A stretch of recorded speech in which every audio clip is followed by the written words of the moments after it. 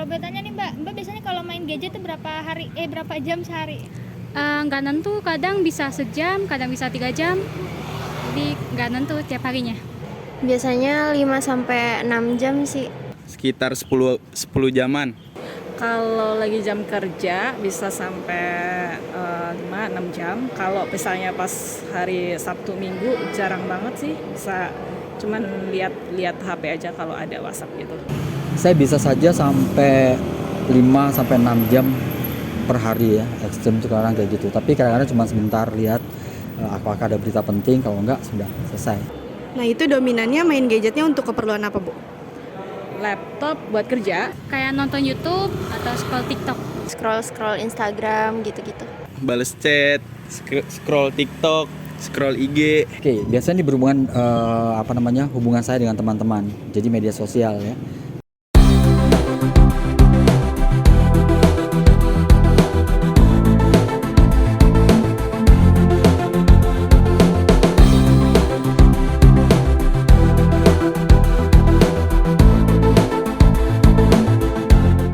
Kawan Brin, pernah merasa cemas nggak kalau nggak pegang gadget?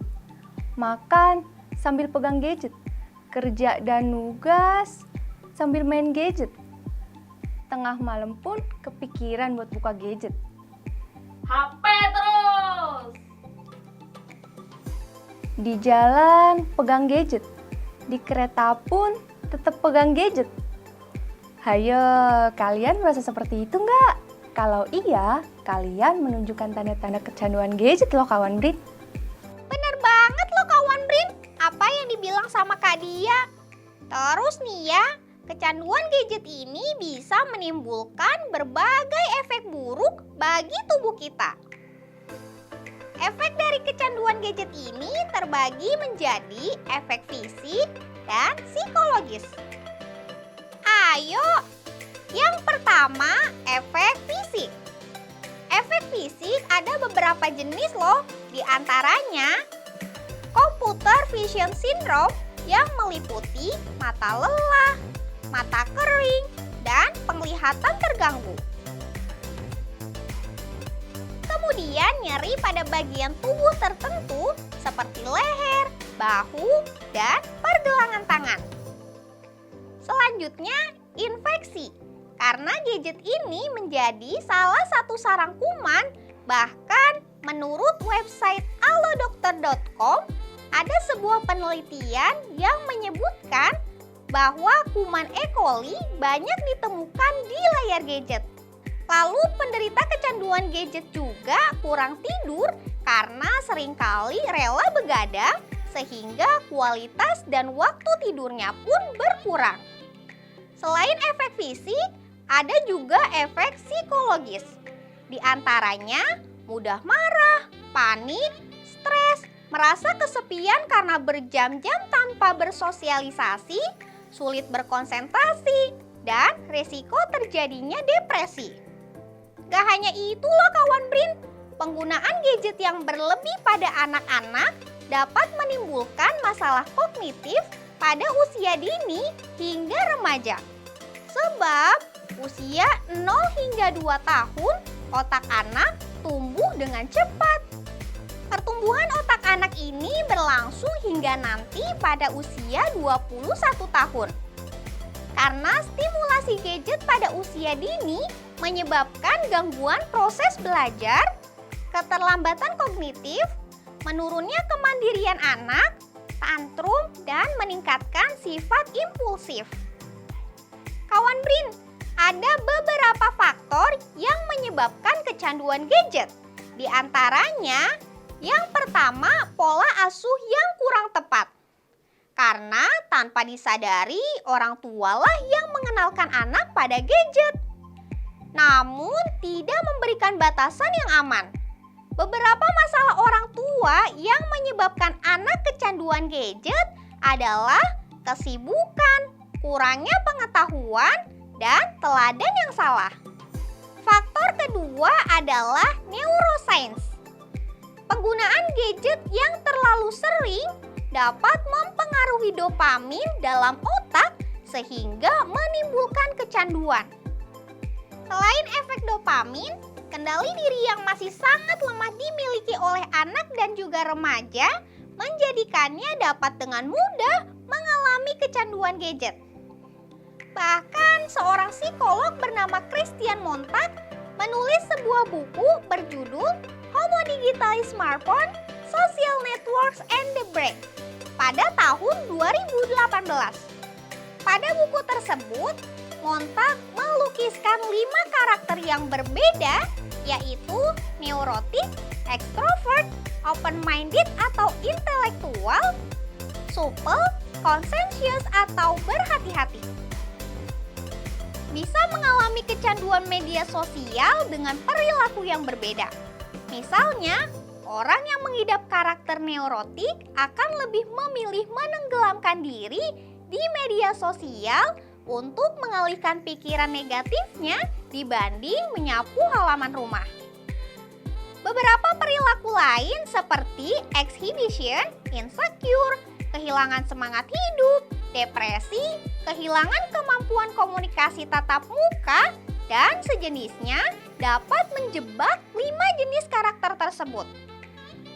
Yang ketiga, faktor teknologi yang didesain dan dikembangkan membuat orang merasa kecanduan. Lalu, yang keempat adalah lingkungan di sekitar tempat tinggal anak dan remaja sejauh ini memang selalu diselimuti oleh penggunaan gadget, di mana akan menstimulus anak dan remaja untuk penasaran dengan kondisi tersebut. Tapi ada beberapa cara loh kawan Brin yang bisa dilakukan untuk mengatur penggunaan gadget. Sini Arya kasih tahu ya. Cara yang pertama, tentu dengan membatasi penggunaan gadget. Pasti akan sulit di awal ya. Namun jika kita berusaha, pasti bisa kok kawan Brin. Yang kedua, dengan mematikan notifikasi sosial media. Kawan Brin setuju nggak sih? Kalau suara notifikasi itu bikin kita langsung pengen buka HP. Kepo aja gitu sama notif yang masuk. Nah, dengan mematikan notifikasi sosial media selama beberapa saat, bisa mengatur waktu penggunaan gadget. Eits, tapi nggak boleh dijadiin alasan buat menghindar dari kerjaan atau tugas ya. Mengisi waktu luang dengan kegiatan yang lebih produktif bisa banget nih kita lakukan. Jika biasanya kawan Brin kalau bosan atau gabut main gadget, bisa loh diganti dengan hal yang lebih produktif. Misalnya, membaca buku atau berolahraga.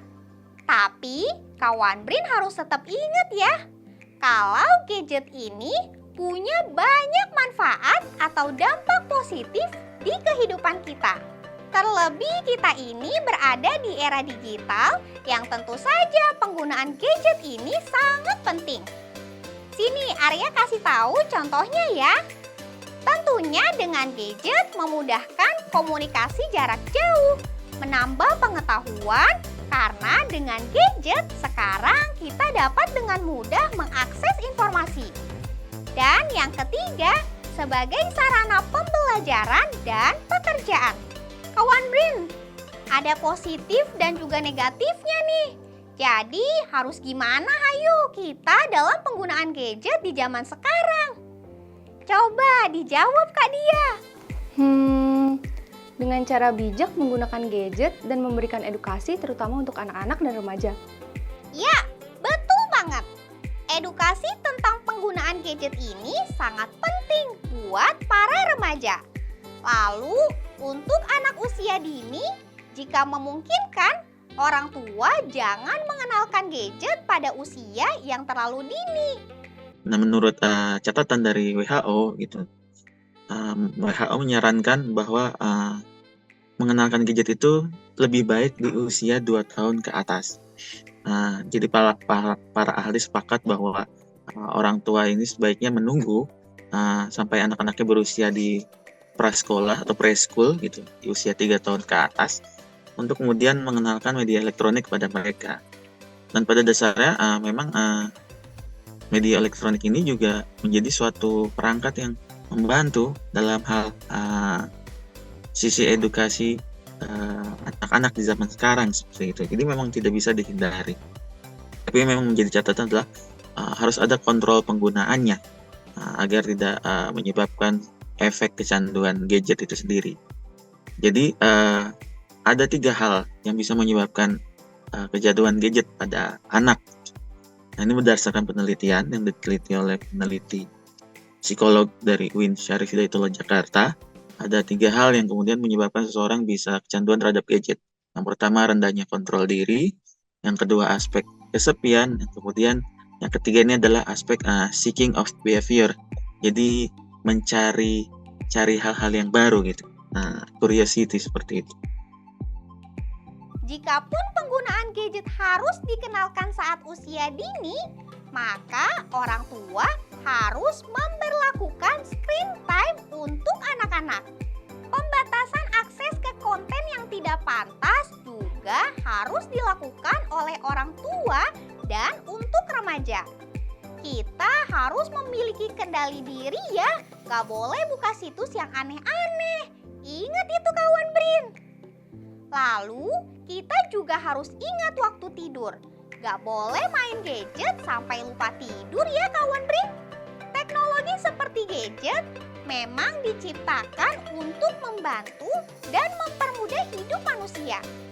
Namun, jika kita sebagai manusia sendiri tidak siap dengan perkembangan gadget, justru bisa membuat generasi muda yang ada sekarang malah tergerus zaman.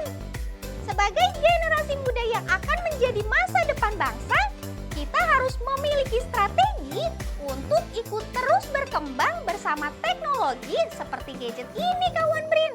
Contohnya, dengan bijak memanfaatkan gadget, meningkatkan kemampuan literasi supaya nggak kemakan hoax yang berseliweran. Lalu, terus berpikir kreatif, inovatif, dan percaya diri. Wah, betul banget nih kawan Brin.